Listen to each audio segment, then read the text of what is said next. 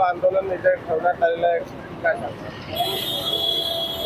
8 महिन्यापूर्वी मालवण इथे जो रयतेचा राजा छत्रपती शिवरायांचा जो पुतळा उभा केला होता तो अचानकपणे पडला आणि हे असं कसं झालं, संपूर्ण या दुर्घटनेबद्दल संपूर्ण देश आणि राज्य, महाराष्ट्र राज्य आपलं हळहळ करतंय.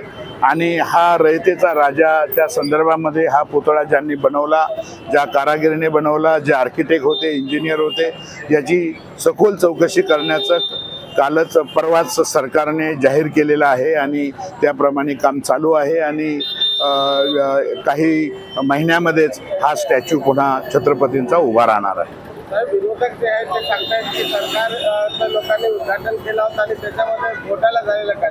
हे असे उद्घाटन केल्यानंतर एखादा स्टॅच्यू का एखादी दुर्घटना घडली तर उद्घाटन करणाऱ्यांनी घोटाळा केला, हे हास्यास्पद वाक्य आहे. असं काही होत नसतं ना, असं काही झालेलं नाही.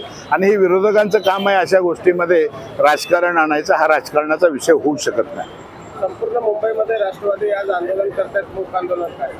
संपूर्ण मुंबईमध्ये, संपूर्ण 6 जिल्ह्यामध्ये आज सकाळी 11 ते 12च्या दरम्यान, एवढंच नव्हे तर पूर्ण राज्यामध्ये संपूर्ण तहसील कार्यालयावर या ठिकाणी मूक आंदोलन चालू आहे. आणि मुंबईचा हा एक भाग म्हणून ईशान्य मुंबईमध्ये आमचे जिल्हाध्यक्ष सुरेश भालेराव आणि आमचे सर्व सहकारी, महिला असतील, युवक असतील, वार्ड अध्यक्ष असतील, तालुका अध्यक्ष असतील, हे सर्व एकत्र येऊन या जिल्ह्यामध्ये या ठिकाणी मूक आंदोलन करतायत.